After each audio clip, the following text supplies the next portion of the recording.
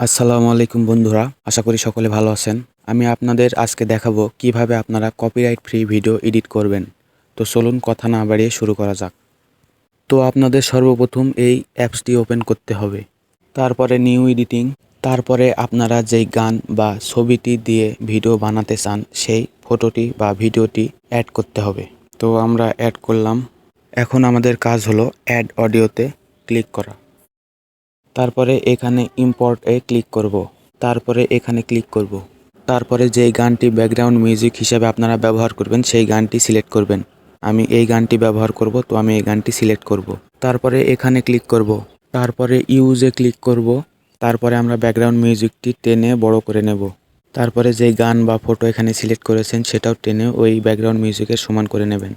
তো আমাদের সমান করা হয়ে গেছে। এখন ব্যাকগ্রাউন্ড মিউজিকের উপর ক্লিক করবেন। তারপরে স্পিড নামক অপশানে ক্লিক করবেন।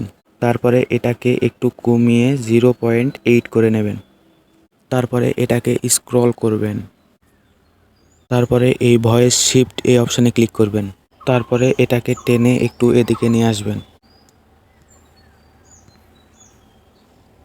তারপরে এখানে টাচ করবেন। তারপরে এখানে ক্লিক করবেন। তারপরে এদিকে স্ক্রল করবেন। তারপরে এখানে ক্লিক করবেন। তারপরে এটা বন্ধ থাকবে, আপনারা চালু করে নেবেন। তারপরে এখানে ক্লিক করবেন। তারপরে এখানে ক্লিক করবেন।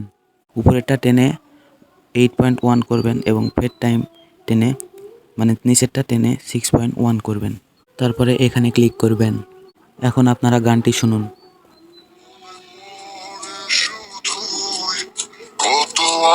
তারপরে আপনারা এই ইফেক্ট নামে এই অপশানে ক্লিক করবেন।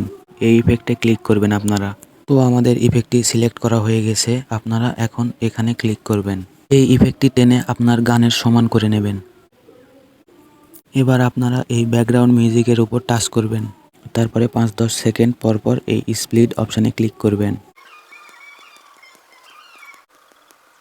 তো দেখুন আমার সম্পূর্ণ গান মাঝে মাঝে স্প্লিট করা হয়ে গিয়েছে। তারপরে আপনারা ব্যাকে চলে আসবেন। আমাদের গানটি কমপ্লিট হয়ে গিয়েছে। আশা করি এই গানটি যদি আপনি ইউটিউবে আপলোড করেন আপনার এই গানে কপিরাইট আসবে না। তো ভিডিওটি ভালো লাগলে আমার চ্যানেলটিকে সাবস্ক্রাইব করতে ভুলবেন না, আর অবশ্যই লাইক, কমেন্ট, শেয়ার করবেন।